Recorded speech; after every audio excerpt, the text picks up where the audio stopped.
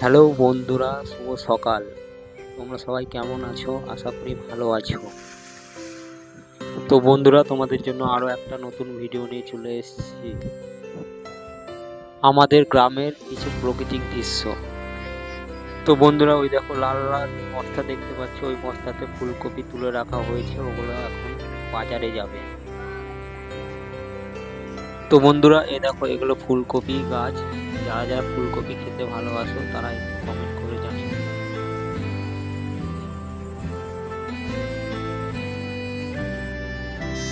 তো বন্ধুরা, এগুলো হলো ভেড়া, এরা মাঠে ঘাস খায়।